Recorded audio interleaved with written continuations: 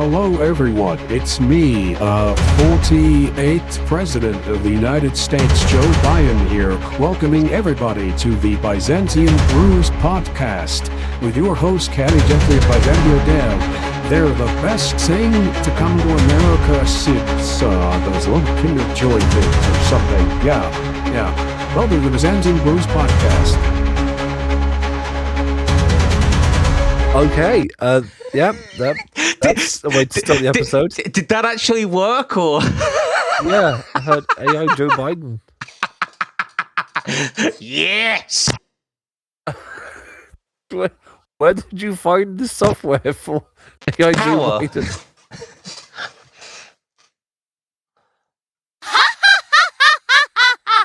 I've been given too much power. My voice mod is working again because I have Windows 10 and therefore so many things are compatible again with my computer. Feels good. Could you learn this power from the Presbyterian Church? Yes. I got it from their card. Nice. So, what have we been up to this week? It's been a weird 3 weeks. Yeah, rugby match yesterday. nice. But I was able to basically told to set somebody up for part of their stag do. That was a nice surprise. What do you mean set somebody up? So they were going to see the match anyway. And his mates have set him up to get in the mascot suit for 5 minutes before the start of the match. Oh, I see. He had no idea. So that was fun. Amazing. Top tier prankage. Oh yeah, it was great. And it was really sunny, so it was a really good match day. Perfect working weather. So that's nice. And today's been really long and proper. It's been a proper Mother's Day. Oh yeah, it's Mother's Day. Yeah. It's been a proper Mother's Day for North family. So basically, seeing extended family and makes sense. It's also been different because it's been really exciting. My brother is now engaged. Sorry, for a second I thought you was going to say my brother is now pregnant. I was about to be confused. What?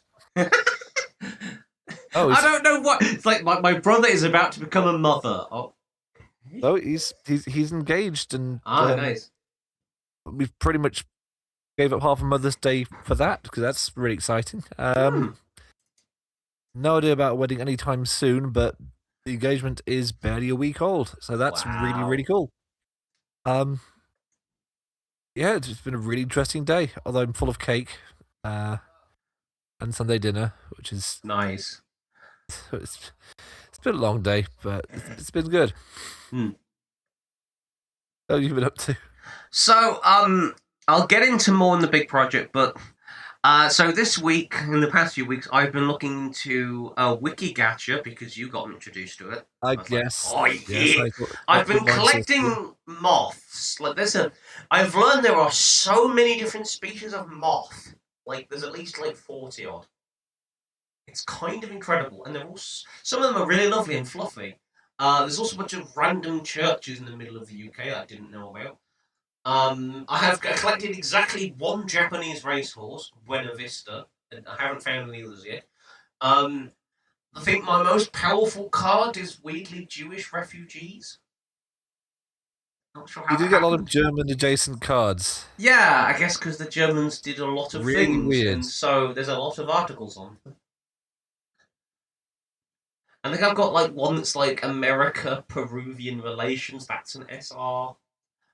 It's interesting. It is educational and it is a lot of fun, actually.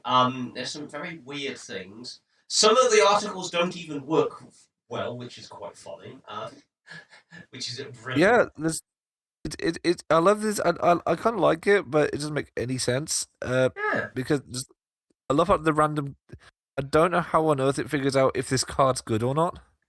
I think its attack is based on one of them is based on number of words, and another one's based on the quality of the article or something. Okay. Or it might be based on popularity. So more popular cards tend to have higher attack or something. See, that might make some sense because my most powerful card is ultra rare, The Shining, the movie. The Shining, the movie, brilliant. I'm gonna actually look. Where's my Microsoft Edge? What's my most powerful card? And my second is Chris Martin, the singer of Coldplay. Because sure, why not? Yeah, I think my most powerful card at the moment is the Chevron Corporation with 9,733. Of course. Because cars, I guess, and gas companies. I've also got the Croat Bosniak War. That's an ultra rare, 12,000 defense. Bear in mind, this is after the rework, so things have been leveled out a bit more. Yeah, some of these cards are kind of stupid. Weirdly, one of them is the Cirrus Vision SF50, which is a single engine light jet produced by the Cirrus Air. So it's not even like a fighter jet. It's just a normal jet. Right. So I just randomly pulled a 11,800 attack card, which is Lila Cunningham, is a British politician. Wow. That's got. Is weird. Yeah, I think they balanced the game a bit. So yeah, if you notice the attack and defense isn't quite as high now. Yeah, it's a bit less ridiculous. I'm glad I started early though, because I've got some like beefy cards because of it. I think those will, if you use them in battle, they'll then resort themselves properly. They better not. Oh, South Korea at the 1996 Summer Olympics in Atlanta. Oh, nice. That's good. But yeah, I've been enjoying just casually playing it and doing the daily stuff. It's been quite fun. I've sorted out my voice mod thing so I can do things like this. Where is it? What doesn't take a blinking load of things? Oh yeah.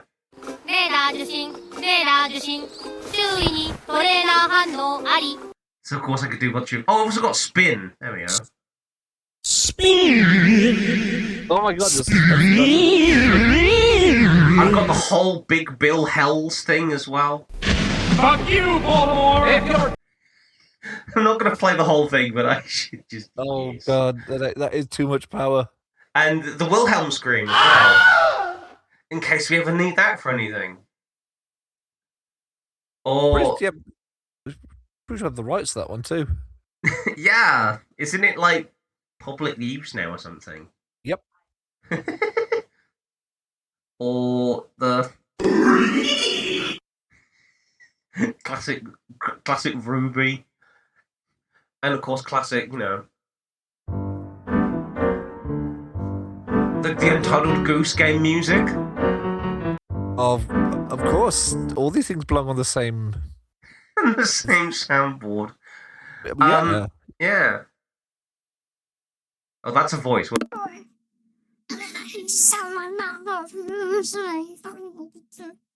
I've become a horse.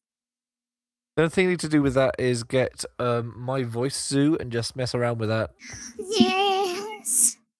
Og. Mammal. I can't swap to clean. There we go. I was stuck in Mambo for a second. Common problem. Common problem to have. Where's my initial waffles? There it is. Should we pull that on?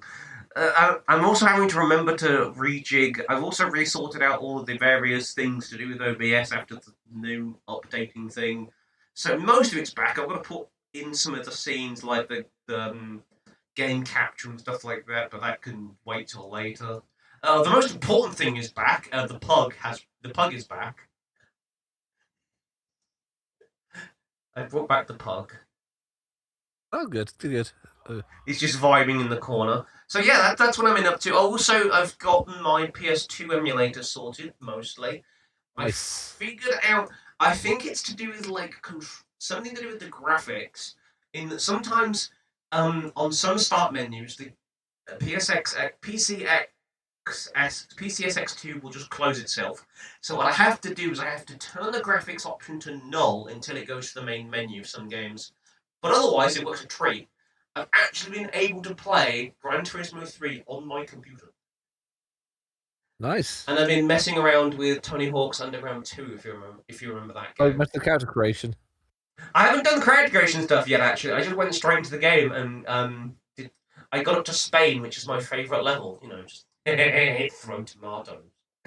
Voila! Here's some tomatoes. Just throw them at man. But I actually 100%ed the first level, which I've never done before.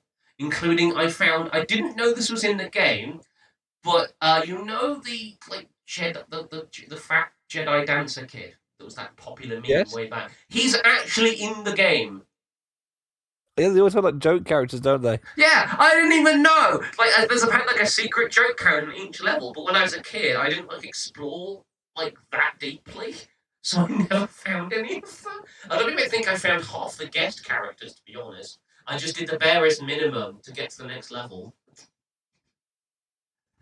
But now I'm like, oh yeah, I can play as Benjamin Franklin. That's cool. Okay.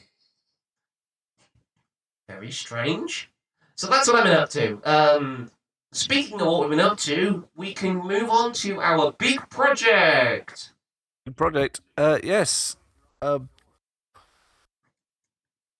has been? I've been in between stuff this month. Let's check the emails because I email stuff all my work. Let's have a look. What have I been doing? One thing I've been working on is finally finishing my. I've finally filled up an entire notebook of D&D notes and just nice. I'm generally wondering how much of it could actually run just with stuff with ideas from that book. There's a fair bit in there.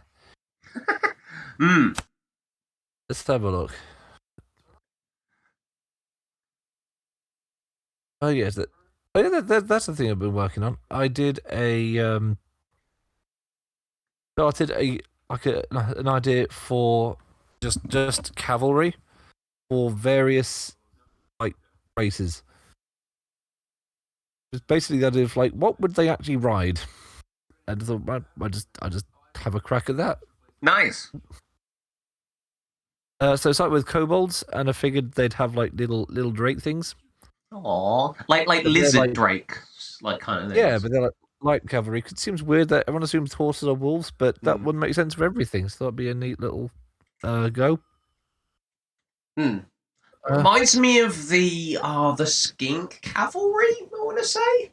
Yes. The old skink cavalry units, which are weirdly brown, aren't they? Yeah, because it's some of them are more lizardy and some of them are more bird. Dogs of War. Oh God, I forget the exact name because it was slightly a silly name for them. But no, Cold One Riders. Yeah. Don't know why they're because they're cold-blooded, of course. Are they horned ones as well? I think so. I think. Yes, Titchy Witchy's Raiders. There we are. Yes. And there's the Colchins as well, which were the bird. They're half between sort of bird and velociraptors. Really weird. They also don't have arms, which is very weird. Old Warhammer has some really weird units. Yeah. And some of them are really cool, and some of them are really, really goofy. So I've been having a lot of fun with random tables recently. Nice. Yeah. I kind of need to pick a new big project. I think what I need to do. I haven't quite decided what it's going to be yet, because I've been busy with other stuff. Yeah. But no, I do need to. I'm tempted to do a mega dungeon based on Moria from Lord of the Rings. I just have an idea of a whole basically extended goblin encounter where it's goblins and more stuff. But to sort of take it down a sort of more Conan the Barbarian route for Talislanta, I just think it'd be kind of neat. Not going to set a hard ending on it either, or just keep on going until I just think, right, I'm content with this. Yeah. Yeah, so what have you been working on? So, what I've been working on, and the reason why I have voicemail stuff back, is that I have been, for the past few weeks, sorting out my upgrade to Windows 10.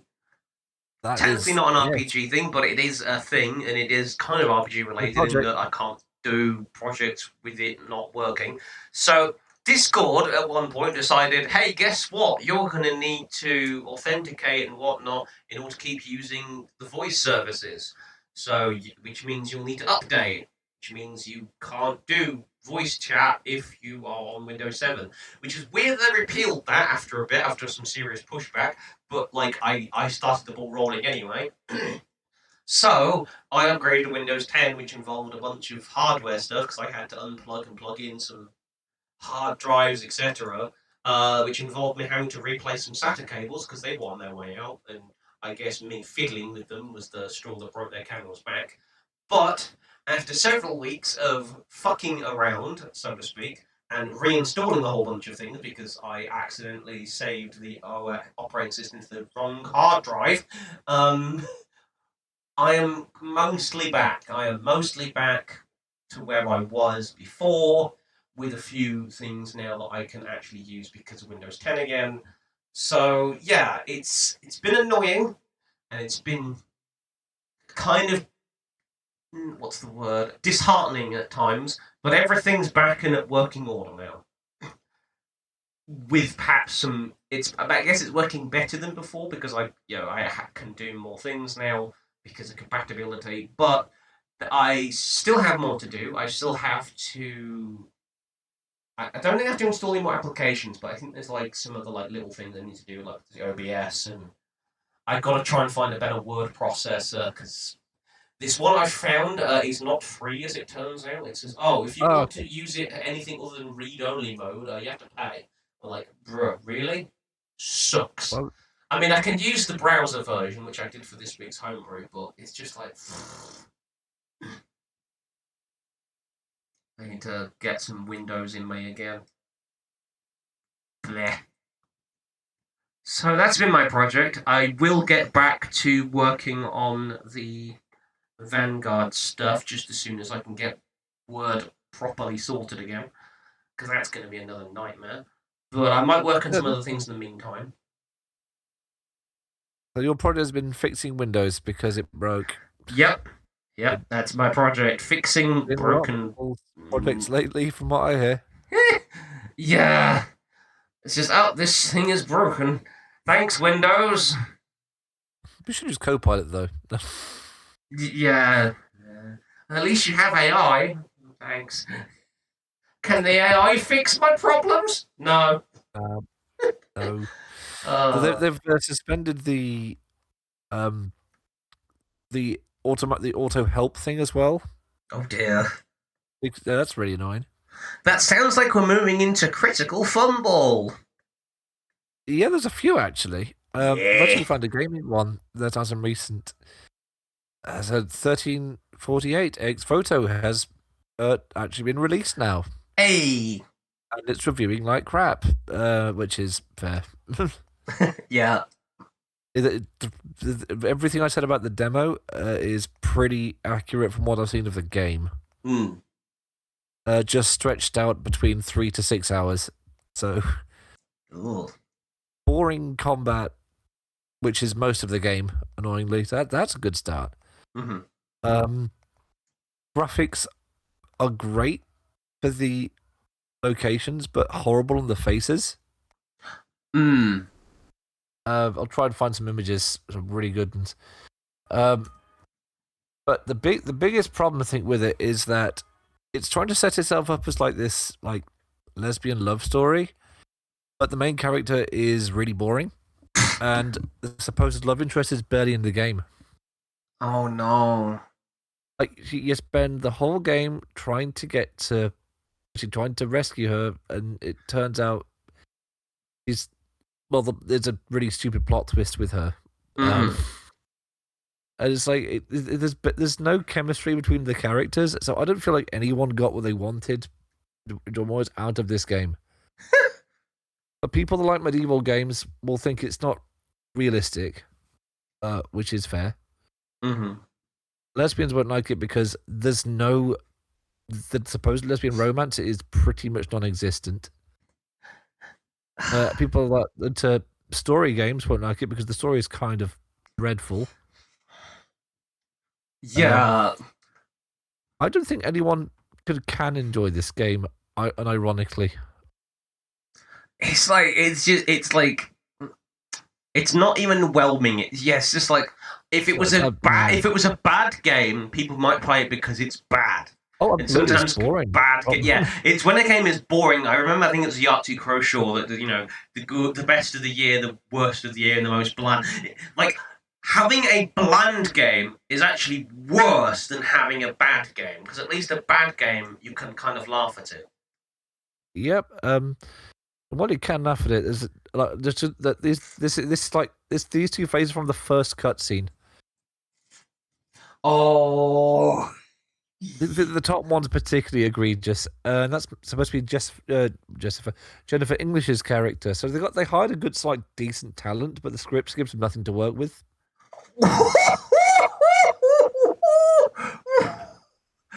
Oh man, this reminds me. Do you remember? I think it was the Assassin's Creed Revolution or something. One in France that had some shockingly. Is this the one with well. where the face just didn't render and you got to see lips? Yeah. Sometimes they didn't render, and sometimes they were just the facial things would spaz out completely, leaving results like this. I think it was like an old FIFA game on the Xbox 360 had this same kind of problem in replays. How is it that you have like a nearly 20-year-old problem in your game? Not 20, 10 year. To be fair, even older. How do you have a 10-year-old problem in your game? Game design is hard, but I think, I don't know, I think the game could have been saved, despite the bad reviews, if they said, we're going to give it like another year. Yeah, give it another year in the oven. It's not done. It's just not done. So yeah, it's not gone well. People predicted it wouldn't go well, and they were right. Yeah, so what have you found this week? So I've got an annoying one and a slightly funny one, which is more game-related. What? So the first one is, you've heard that they're going to be changing the faces on the banknotes, I hear. No, but now I have. So they've decided, or the country's decided, for whatever reason, that when they're doing new banknotes, because of like security things, making it hard to forge, etc., instead of doing historical figures now, we're going to do animals. Right. Yeah, like parrots and stuff. What animals are we going with? On the note. So, a lion. Wildlife to place historical figures on banknotes, and you could get a say. I don't think they have exactly decided yet. Yeah, so 60% said animals preferred themes, ahead of architecture and landmarks at 56%, historical figures at 38%, arts, culture and sport at 30%, innovation 23%, noteworthy milestones 19%, the bank said. Okay. So I guess the bank makes this decision, I guess. What are we voting on it then? I guess it's more like it's a focus group, I guess. Okay. Wildlife already appears on banknotes in the UK. Does it? Oh, with mackerel, otters, red squirrels, and osprey featuring on notes issued by the Royal Bank of Scotland. Who the heck cares about Scottish banknotes? Considering half of the blinking shops in the UK don't accept Scottish notes. Mostly because they're so easy to fall. I think they've thought this through, really. I don't think they've thought this through.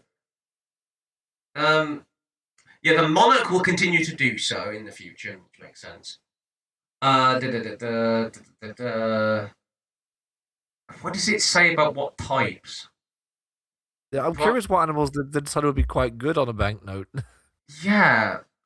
In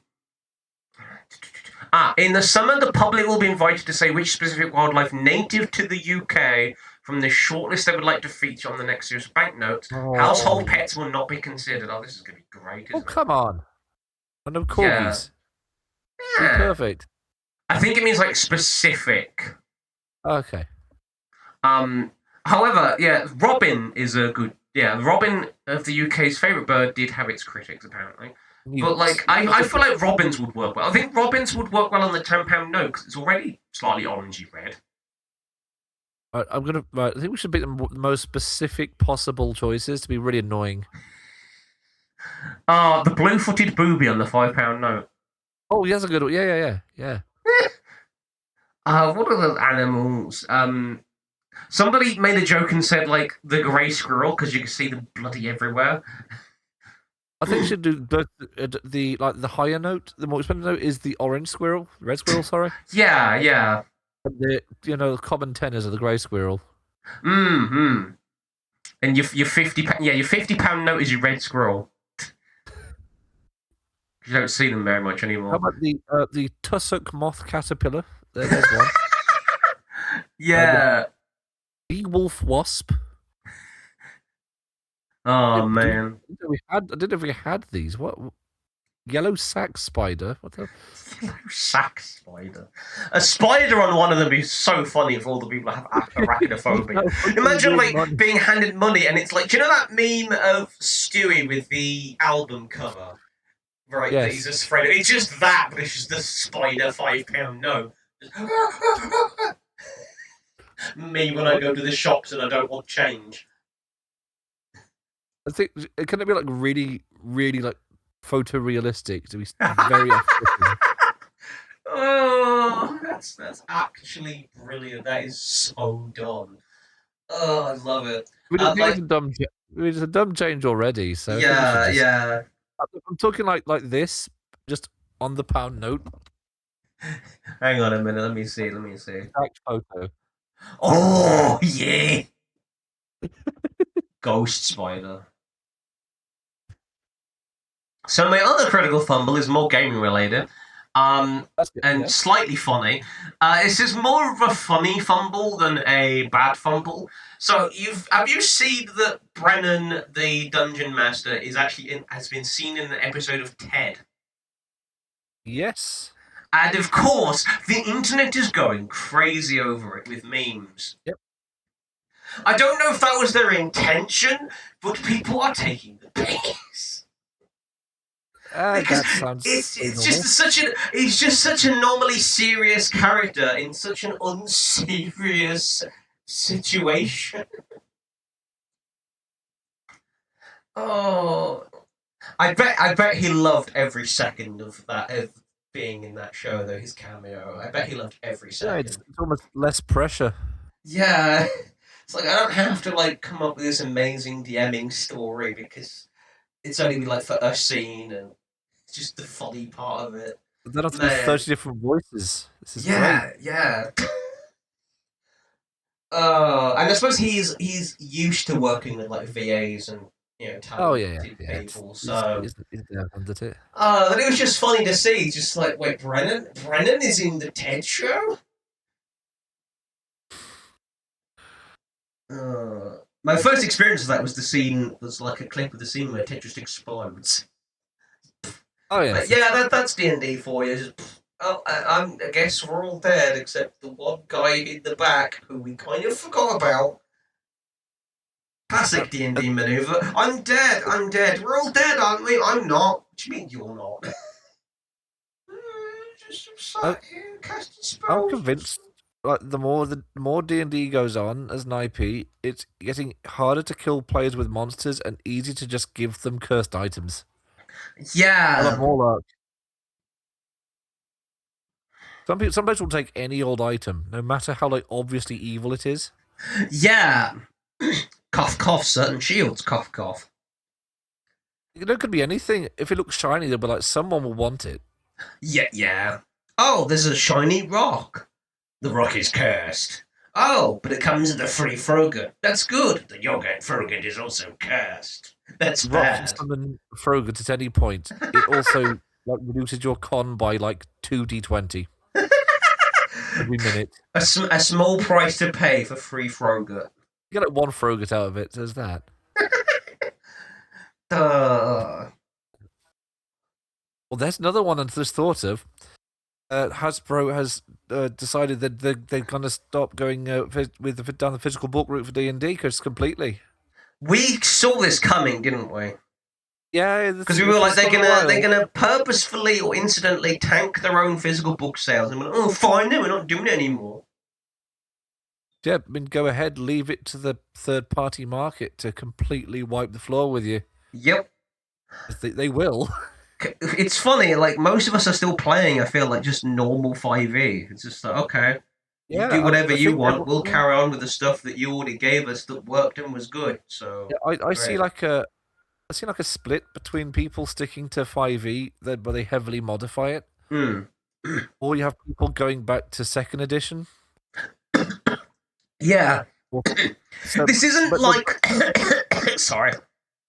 This isn't like the jump between 3.5 and 4 or the 3.5ers versus the 5eers. It's just like, I don't think there's very many people at all moving on to D&D Advanced, whatever the heck it's called. D&D 1. The new one coming out.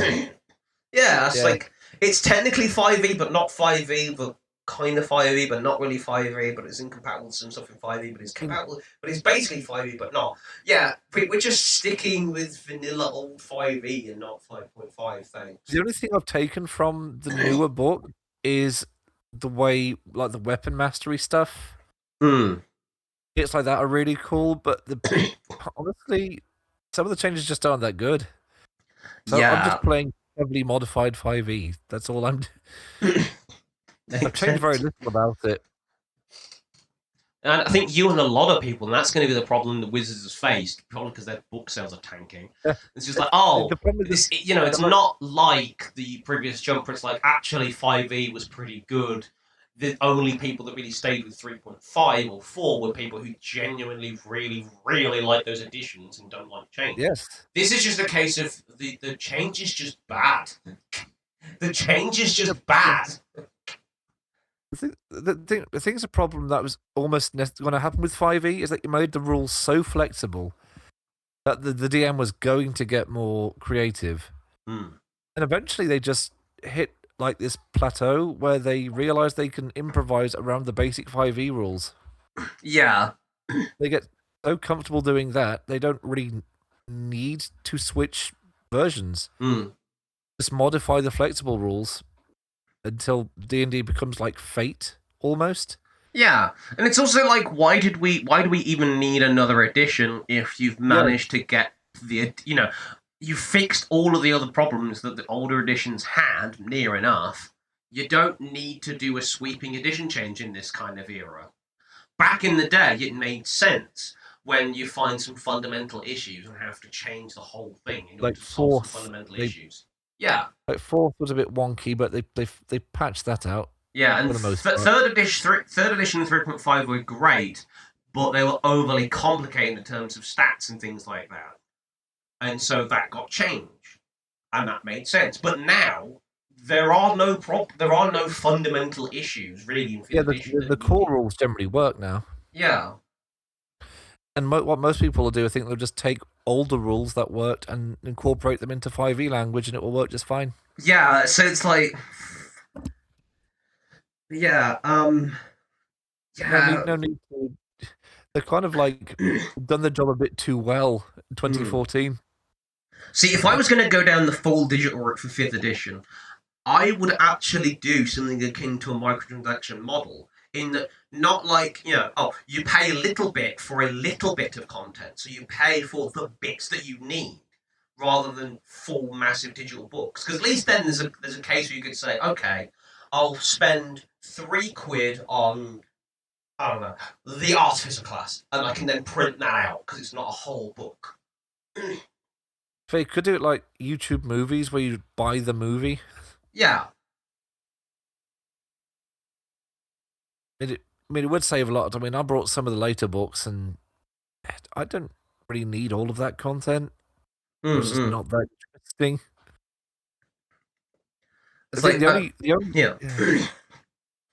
the only hole really left in D&D that, at least from the official stuff, is anybody wanting non-gonzo high fantasy stuff.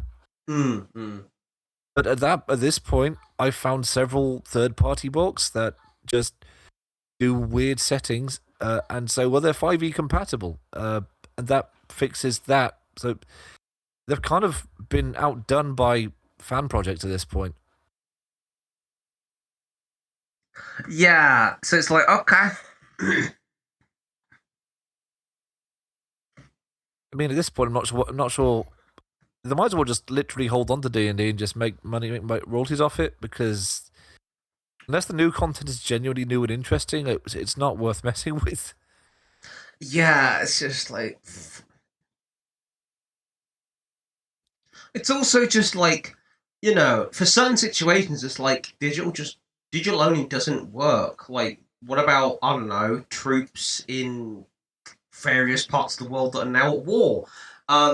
They don't necessarily always have access to digital rules all the time, but they could carry around a book with them. Yeah, I mean, what's the really small like micro adventure ones that you can get at the games conventions? They're really good. Yeah, That could be a solution. You could get into that and make like micro adventures, micro dungeons. yeah, and you know, charge a couple quid for a couple official micro adventures. I mean, to be fair, like Pathfinder Society did something along those lines for a long time. They just produce just dungeons and scenarios that you'd play. Because some people they'll design a big world and Yeah, they will want something quickly to put in it. yeah. Those can fill that hole quite nicely. It's just like, huh? It's like, great. Yeah, with like, if you're gonna go down the digital route, like you've gotta, the Scale whole down your full, content, yeah, you gotta honestly. scale everything down. Because full books, for the most part, just aren't gonna work for the most part. Unless you're going to really go all out, it's not worth the bother. Yeah. Like, if they were gonna like, and this would require a whole like cultural shift. It was the Coast, but if they were gonna do something like, oh yeah, we're gonna do a whole book and it's gonna be all based around Harakir, I'm like, okay, I'm in. That sounds good, but they're probably not gonna do that. Yeah. That would require like a whole shift of the art direction and everything, and the book would have to be like good quality. But then they'd charge God knows what. Yeah, it'd be like, and it's like we're not gonna get any savings because the book's digital only either. No, that's they've kind of I think they've literally hit a wall with D&D. I'm not sure what they're going to do with it. Ah, well. Unless they go down the Warhammer route and they just Q&A everything that already exists. Which seems to be the model now. Warhammer's hit a point. The new 11th is coming out soon.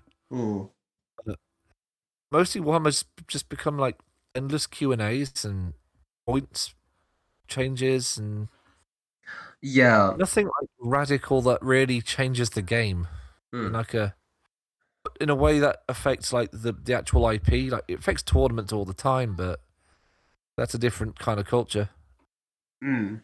I think that D&D would do well from, you know, kind of sitting back from their success of all the big stuff that they've done, the big foundational stuff, do small things. Now just work on small things, like they did with the magazines, like just monsters and things like that, little things that cost pennies, really, you know, 50p for a monster stat block, you know, that kind of thing. Because those things will actually build up to selling really, really well, I would imagine. So one thing they could do really easily is just look at monsters they did not port to 5e. Yeah. Like, I was looking through, like, the old 3.5, one of the 3.5 manuals. There's some weird monsters in there. Yeah, because my philosophy is that for content, I feel like if it costs less than a cup of coffee, a lot of people will just buy it on impulse, which you can't really do with a big D&D book. I mean, they're like 10 years old now onwards, but they used to sell cards for martial classes and races. Yes. Reference card. Yeah, reference cards would work for the new books and things like that as well, for the new spells. If you were to charge like 10 to 15 quid's worth, for just new monsters. They were just reference cards.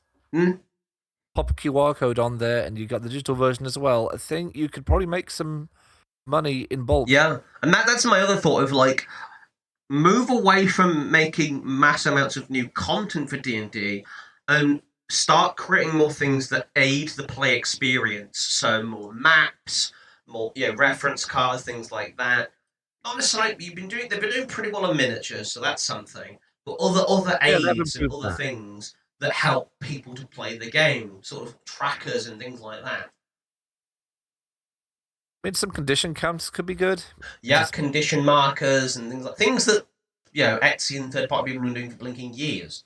And they did do in the magazine. I've got some condition markers in one of the things in the magazine. They were like laser cut little things. They're really good.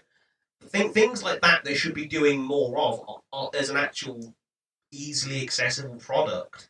Yeah, they need to go back to supplements, not like full books. Yeah, I think. yeah. Okay, that. And just like merch, like people enjoy merch, and some of that like plushies and stuff. People buy read them sometimes. Don't do things like those weird dice Bakugan things, because those didn't work. And don't be weird with it. Don't try and reinvent the wheel. Just give us, I don't know, a blinking flump plushie. I mean, I'm not sure about legality, but could they not do a some sort of like Baldur's Gate 3 adjacent merch and plushies and stuff like that? Probably. I mean, Astarian plushies would sell out so fast. Just print money. You could always get into Dakimakura. The official Wizards of the Coast body pillows. That yes. would make money.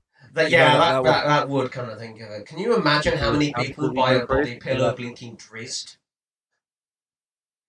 My elf husbandos. People get Mind Flayer body pillows. Yeah, I can see it. Gordon Bennett. I think Baldur's Gate 3 did a great job of exposing how weird people were about certain creatures. Yeah, that's true. Yeah. Yeah. There's that.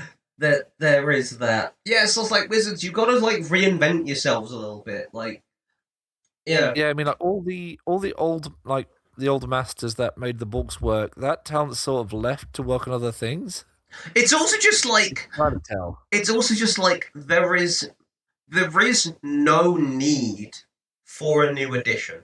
Like you could yes, okay, from a business perspective you want to make money, but like no one is going to buy a new edition when the previous edition is already like the perfect form of D&D. Near enough. It's not perfect, but there is no more fundamental changes you can make, realistically. Yeah, they've run out of like generic content that they can pull off. They have to like specify some things now. You can only reinvent the wheel so many times before you've got a perfect wheel. I think it's really remarkable that, I think they've lost their chance on this now, but they didn't release miniatures for generic threats. There's no miniatures for like bears, wolves, kobolds. I've seen kobolds. I have seen kobolds. Yeah, but there's like other brands like Mantic which do the double box called Critters. It's just various animals. Because Wizards of the Coast don't generally quote unquote make their own miniatures, but they generally license them out to a lot of different people. Apparently, in the Adventures from Baldur's Gate set, the WizKids one, there is a brown bear. Yeah, okay. And I think they do exist. It's just they're in like blind boxes or like really in niche sets. Yeah, I know the one. Like, didn't you get a blinking whale? Yes, Anfield gifted me an orca. Yeah, it's like that probably is useful somewhere, but it's like that is such a weird. I have never found a use for that orca. There's some monsters that you only find in D&D, and those could probably use a miniature. Although if I was going to market that, I would Have you ever read any of the 3.5 monster manuals? The later Yes, ones? I think I had the second one. Oh, it's nice. Geek Retreat's got 4 and 5 or something. Anyway, what some of them do, which is really cool, is they will have the monster description, all the stats, all the mechanical bits, Mm-hmm. and the next page will be a dungeon to actually be the monster's lair. Mm-hmm. I think some content, if they made stuff like that, I think it would go a long way. So you're not just getting a cool miniature. You go, oh, what's this for? You got the stats and its lair and its rules. You pretty much get yourself an encounter. Yeah. So you're not just getting some plastic bits. You're getting some where you have to run out to use it, and a map if you must borrow the map for something else. Mm-hmm. Rather than just a novelty blind box thing, which can be fun, but for what you're spending. It's like more use out of it. because it's like they're usually like, unless you get what you actually want, 15 quid for like a box of random miniatures is a bit. Yeah, BattleTech was half that. Yeah, at least like with BattleTech, like there's very few scenarios of like, oh, I want this specific miniature. You'll get the box for that if you want it. Yeah. The whole, and Nathan got me one. It's one of the dark sci-fi one, the sort of like the more Warhammer adjacent ones. They sold out. The individual ones sold out so fast. Ugh. Which I believe is they're really cool looking. Yeah. The other thing as well is that at least the like BattleTech stuff, it's a skirmish game, so it doesn't feel quite so bad, especially since it comes with its own cards that give you its abilities and rules text anyway. Meanwhile, for RPGs, it's like if you're running a specific scenario and you need a specific miniature, it's like. Ugh. Yeah, that's something I noticed with like in the industry books as a whole, is a lot of brands are the best ones. They will have a specific setting, but they will be miniatures agnostic. So, because they respect people who've already got a collection at this point, but also they don't want to be so specific that you have to literally. I think one of the weirdest ones for that, which is quite bold of them, is Lancer, because there's not that many like miniature brands that are specifically mechs. Like BattleTech is the one that I know of, and now I guess there's Gundam as well. But it's like, even so, it still works as a miniatures agnostic system, even though there's not that many miniatures that you could use for it natively. Yeah, because you don't end up like with a Warhammer situation where, oh, sorry, you need this exact unit type. Yeah, it's gonna cost £50. That doesn't look like an Everest. Bro, an Everest can look like bloody anything. That's why base size is too big. I think that's also the thing as well, is that like with Lancer, it hands itself well to customization, because like this is the mech's frame. Whatever like body plates you put on it is up to you. You want to make a Blackbeard look more like a bird? Go for it. I've been getting to a lot of Gundam lately. I've finally finished watching Gundam Wing. Hey. And it's like Lancer's basically you're playing as like mech aces, so you're gonna have weird custom machines, not like the standard. The OZ00MS. Honestly, it's a really fun series. It sort of loses me at the end because it does the whole Gundam thing of let's try and make peace when the final battle's going on. Which I've never liked. But aside from that, really solid show. But yeah, circling back, I guess, to the initial fumble, it's just like Wizards. Like, that's my final thought on the whole thing. Is like, if you're gonna do digital only content, you've got to do it in a very specific way, and you've got to bolster that with other things. That's my closing thought on the matter. Yeah, you got to treat it like streaming. You got to be kind of consistent on that. Yeah. On-demand content rather than big book. To be fair, if I think more businesses worked on demand, they make a lot more money because they'd be listening to people. Yeah, Really, everything should be on demand if you're making money. Or trying It to wouldn't make even money. be quite so bad if it was a subscription series, I suppose. If you got everything. It's like, here's everything for like, I don't know, £10 a month. They could And do a we bundle constantly of add stuff. good things. Yeah. You could even do the. Karen, no. I guess just to finish, to move swiftly on. Shall we move on to our homebrew of the week, or did you have something else? Absolutely. Yeah. This was a weird one. Marty Robbins. It was Marty Robbins. It was a bit of a weird one. To come with a couple of things. And one of them is, I guess I put it as a setting for Ravenloft. Does that make sense?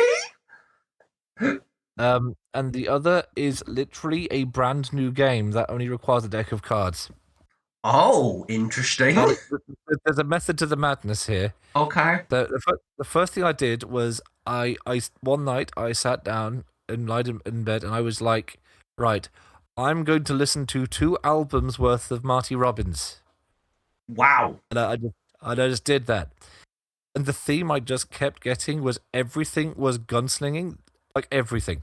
And usually very nice music. The music's good, by the way. It's very it's a very old style country, like the stuff you'd hear when you're not doing anything in particular. It's why I like it, honestly. It's really good. I can't imagine anyone getting like rowdy and hype for Marty Robbins music. It's just not really his style. It's sort of that storyteller kind of country. But it's always about a gunslinger in some way. Or it's about wanting to go home to whatever home is. They usually names the town or something. Yeah. And first thing I came up with was a literal card game you can play that gunslingers, in theory, might play when they're bored at a campfire. Okay. I just thought of I was listening to the song and thought, what would you do when you listen to this? As I know, a couple of gunslingers, nothing to do, middle of the night, round a campfire. They're probably eating beans. For some reason, I might like that. And they're just gonna play a card game to just pass the time and just stay sharp. So I called it Quick or Dead because I like the film The Quick and the Dead. Made sense. Real simple rules. The basic you can either win points by. So the main goal is draw your card quicker than your opponent. Okay. It doesn't matter what the card is unless you draw at the same time. Then the higher card wins. Ah. So imagine this is it's a basic way of keeping your reflexes sharp. And if you were unsure if you wanted to duel someone, you would figure out how quick they are from playing it. It's a way of squaring up your opponent, or Quick, let's abuse. Assuming they're not completely drunk or something. That Johnny D over there, I've got a bone to pick with that man. But I hear he's a good shot, so I'll challenge him to a game of Quick or Dead before I decide on whether or not I can take it. Like in a Western movie, for instance, I can imagine the scene would be. There's always the quote the generic looking toughs that weirdly want to pick trouble with gunslingers. I don't know why those guys do that. Anyway, the scene would probably cut to some gunslinger, and they'd think that you'd think about maybe trying to pick a fight with him, but then you see how fast he can draw cards, and if he can draw cards that fast, yeah, he's probably that good with his piece as well. Unless your opponent is I don't know, fucking Yami Yugi or something. It's oh no, he's just that with cards, I guess. He can't handle a gun. He can only handle his. Is that exotic? I just thought this. I made something that'd be thematic to gunslingers in general because that's what most of the Marty Robbins stuff was about. The second one was a lot sillier, drawing upon the many versions of Big Iron that I've listened to, the silly versions. So I made a dark domain of Ravenloft called Freewater, which is a very bastardized translation of the town from Big Iron. Agua Frida. Yeah, free water, roughly. It's a cursed demiplane, which is literally a Wild West style town that's forced to. It has a time loop, at the end of every day. Strange events happen every single loop. No one really knows why. So it's literally Big Iron Butt, the place. Yes, it is. That's exactly it. Oh my goodness. I managed to find like 10 workable ones that weren't completely ridiculous. Mm-hmm. So do you have a D10 to hand? Let's roll it. I always do. I've got my trusty Ravnica D10. Amazing. Roll it 4 times and Let's see. add 1 or take away 1 or something if it's the same. I don't know. We have a 3, a 5, 7, and 8. 3, 5, 7, and 8. Okay, so loop 1 would be a strange mood falls over the town. Everyone in town, including Texas Red and the Ranger, are non-violent and extremely quiet. They refuse to speak in long sentences until the day resets. They didn't have too much to say. They didn't have too much to say. Yeah. That is brilliant. Number 5. That's lucky. All creatures in town must speak every word of their sentences in alphabetical order.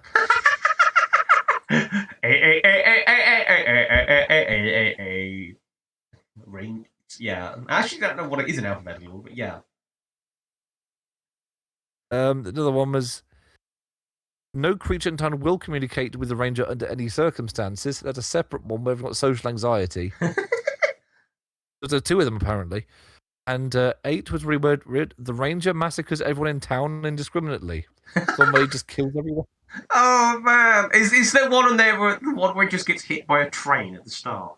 Oh, that was one of them. That was number 2. At 9 o'clock, a gargantuan train tramples all buildings and people within the town. And the band mysteriously continues to play. There's a strange backup singers that just sort of follow the train around, I guess. What's the other good one? Oh yeah, number 9. The second word of every sentence spoken down is mysteriously muted. Is the good one? Oh my goodness, that's so good. It was a weird subject material to work with, but this is it's what I figured out might work. Mm-hmm.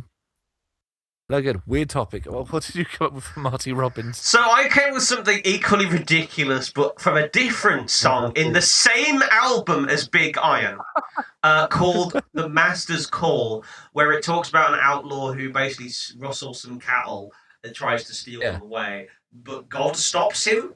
God's like, "Yo, what if I made this lightning bolt hit a tree and made the cattle stampede along?" And so he gives his life to God there, and God saves him by killing a whole bunch of the cattle by striking them with lightning, which forms a barrier, which saves him. Yeah, it's a bit weird. So I've made something called the bovine barrier. Oh, okay. Let me pull it up real quick. So the bovine barrier is a shield, obviously. Yep. Why would it not be? Let me open this bad boy up. It is a blessed shield made of cow and buffalo hide and their rib bones. It's unwieldy, but it's highly effective. It's a 2-handed shield. It's strength 16 plus to wield it. Gives you +4 armor class, but your movement speed is reduced by half. It takes an action to equip or unequip. It can be used as an improvised melee weapon that deals 1d4 plus strength damage. So you're not completely useless in combat with it. And when attuned, you cannot be knocked back or made prone because it stopped the guy from being stampeded. So what do cows have as their main attack? They have a charge attack which can knock you prone. Yep. So it's literally designed to be an anti-cow shield. And I thought the idea of this is like with a giant, basically riot shield or massive riot shield style thing made of cow bits, just. That you could shield bash them with. I thought that's very oddly specific for a paladin or fighter that's the party tank. It's yes, you're going to reduce your potential damage output by a lot, but you're also giving yourself 2 extra AC compared to most shields, and you can't be knocked back or prone, which even late game in D&D is weirdly quite handy, because there's like late game abilities that will just knock you backwards and spells and stuff. Yeah, You are moved backwards so many feet. Quite a bit. Yeah, so that would be fun. Have you ever read any of the 4th edition books? Because they are all about moving you around. Yeah. They love pushback effects and pull effects. They call it shifting. They were shifted one. I never quite understood why they called it that. It kind of confused me a bit. Also, I love it that someone's so paranoid about cows in their D&D game. They think they need this. That's a unique character flaw. Like, paranoid cows are out to get them. Oh, crikey, so many blinking pop-ups. Don't show this again, thank you. What was this in? Oh, that's a... Is there like a cow stat block? There must be, surely. There must be a cow stat block. They have 17 strength. Yeah, they are no pushovers. I mean, they are a CR quarter, but for that, you get a big 15 hit point, which is quite big for CR quarter. And yeah, it has a charge attack, which can actually... this could potentially kill a level 1 character outright. Like, don't fuck with the cows. They are actually surprisingly scary for a CR quarter creature. It's like the orca. It's not an encounter they expect you to get into, but you can. Yeah. It's like what's that? The great example from the Forest Oracle where you can run into 20 baboons. Yeah. In theory, they can kill you, but why would you run into 20 baboons? Which is why I made it slightly more generic. Just making it anti prone and anti knockback in general, so that because technically minotaurs are cow-like. They are. Minotaurs are just cows with 2 legs. Cocks gun hides behind shield. Oh, maybe I should add something where you can place the shield as a bonus action to create basically cover. You can hide behind your shield and it's a pavis. Yeah, I might do it as you can place it as kind of like mobile cover, just like so you can shoot. That's the old medieval crossbow tactic. They have a huge comedy big shield for that. And then it's like late medieval. They would have giant, like one man would carry a giant shield, and there'd be a crossbowman behind him. Brilliant. So the guy would just brace with the shield, and most arrows wouldn't be able to get through it. But the crossbowman could use it as portable cover. Makes sense. I can just imagine it, just like this weird cowboy fighter with his big shield, just plops it down. This labyrinth ain't big enough for the both of us. Also, why is he standing off against a cow? No, it's probably a minotaur in this case. I ain't afraid of no bulls, even if they got 2 legs. But normally the story is like a couple of bandits or outlaws come to town, but a couple of cows have just rocked up to mean business. Oh, now I want to make though it's like what is it? What is his name? Rising Zen, Samurai Gunman. Just this weird Western guy who gets like isekai to ancient Greece, like mythical ancient Greece. You know, there hasn't been a Rising Zen game in a decade, so I don't mind this idea. Honestly, I don't know. Like, we could give him a brand new theme tune and everything. That was like the big draw of the first game.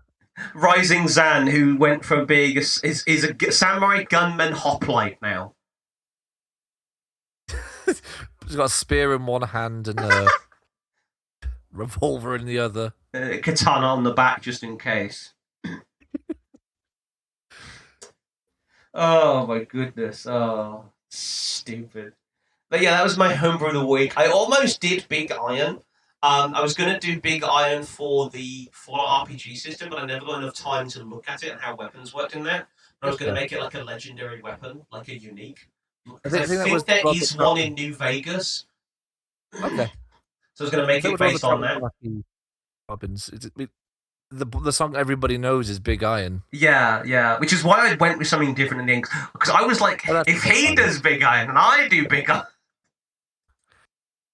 Who has the biggest iron? Who has the biggest iron? So, on to our closing thoughts, I suppose, Neil. Of the wheel. Oh, the wheel, of course. Wheel. I always forget. I always forgot a wheel. We need to add some more stuff. We got some. So we've got From the Mist, Insectoid, Yes. Bass Cannon, and Dog Adjacent. Dog adjacent. Yeah, so it's like a pet that is like a dog but isn't a dog. I'm losing. I've lost all my brain cells. Right. That's what we got. Oh. I don't know what this means, but From the Mist. That's a pretty broad one. I guess it's like horror kind of theming, I think. It came from the mist. It does sound it. Harkness on Ravenoff book. That's all about mist. Hey! But after for closing thoughts, closing thoughts, I'm kind of tired from a long day, but regarding like actual podcast content and tabletop stuff, I am not sure if I'm going to hard commit to the new edition of 140,000. Oh. No, because I don't want to. Well, that actually kind of. I mean, I know I'm awaiting a one of the new starter armies that was meant to come a while back, but that was bought for me as basically as a gift, as it turns out. Yeah. So I'll get that, but I'm kind of just fallen out of love with the game. Because I keep hearing. I mean, I don't want to play competitively with it because it sucks the fun out of it for me. Yeah. I like my little dudes. I like my little plastic dudes on bases. I don't want to have semi-narrative missions. I don't want it to be really cool and fun. I don't want to worry about, is this army competitive, and have that all the stuff that some people go crazy over, and they'll get annoyed when there's a 5-point change to a unit and one rule gets tweaked. So I'm not fussed about that. Yeah, I totally get that. I want to go back to. I want to go mentally back to like an old edition of Warhammer. Like I've been watching a lot of second edition stuff because while the rules are wonky, it's all narrative battles and it's 4 turns max. Yeah. So it's really fun to watch people play because it's not about a meta so much as it's about, oh, this is cool. But it makes even losing seem somewhat interesting or dramatic. It's like, oh, this is nice. That the army size is so much smaller. Like, I think what I fundamentally miss about when I started on like 4th edition or something was I think obviously you start with Space Marines, but all the lore says these guys are super rare. You know, there's only a few thousand of them. They're like the Emperor's best. Yeah. And everyone plays Space Marines. It's ballooned to the point where there's so many Space Marines on the tabletop that Space Marines fight Space Marines armies more than any other army. Yeah, that's. Yeah. They don't feel very, they don't feel very elite or rare anymore to me. So older editions treat them that way. Like a 2nd edition army, you'd get like 20, 30 Space Marines. Like 1,500 points. Yeah. And I kind of like that limitation. It's like, oh yeah, the elite stuff looks elite. There's not many of them. So I think emotionally kind of fallen out of love with 40k a little bit. Yeah, it's just become homogenous. Word. And the new changes to the logo have not helped that. Yeah. It sucked all the personality out of it. It's like, okay. It's okay. I have other games I can play. Impact font. You got any flair? No. Impact font. Okay. The equivalent of like, oh, ever watched The Apprentice? Yes. UK one. It feels like those creative tasks when they run out of time in the design room, and they have to come up with something in like 2 minutes. Yeah. So a little bit sad, but that is kind of where I'm at with it. Hopefully they'll bounce back and make themselves interesting again. We can I'm, only hope. like, I'm kind of up for like Kill Team and Hmm. Blood Bowl and the independent bits, but the main game it doesn't kind of lost its charm for me. Hmm. So for me, I also have closing thoughts about Warhammer because Hatchet Printworks are doing a new magazine series for some reason. Very good. But this time the armies in question are, yes, we're doing Stormcast again, but the other one is Skaven. So in issue 1, which is like £3, you can get a Grey Seer and Lord Veritan and Griffcrow and Warlock Engineer. That's a good £3. Yeah, and issue 2, which I think is like the £5-6 one, 3 Rat Ogres. I don't know why it says Ogres rather than Ogres, but That is the Games Workshop trying to make sure their units have legally distinct names. okay. Why And then the Imperial issue Guard now the Astra Militarum. Yeah, issue 3 is 5 Liberators, which are the new things, the new version of the Stormcast, and then issue 4 is Paint, which I don't need more of, and then Lord Celestin and Large Base Brush. Yeah, so I'm looking forward to that being in. I guess it would be I want to say Forbidden Planet. I don't think I'm going to subscribe to this one because I don't really need more Stormcast stuff. But I might get the first few issues for Skaven things. So, like, if they do, like, I don't know, one of the £8 issues is like 10 Clan Rats or something, that's a pretty good deal still. It's a very good deal, which is modern pricing. Yeah, but I mean, like, getting a Grey Seer for cheap is just And the Warlock. Yeah, and I like the Griffcrow. I don't know what the Griffcrow does, but I like funny. It's half dog, half Let's crow, have a look half. at the Griffcrow. What is the Griffcrow? What is it? Yeah, it's. Oh, cool! It's a little dog. It's dog adjacent. It's dog adjacent. Maybe that's what I'll do when we get to dog adjacent. Make Griffcrows. I like corvids. I like dogs. This is a match made in heaven. You know, the thing that for a while they sold like sets you could get like 6 Griffhounds. That was it. They're kind of fun. But yeah. So yeah, I'm looking forward to that. Yeah, thanks for listening to this week's podcast. Yeah. Have a good week.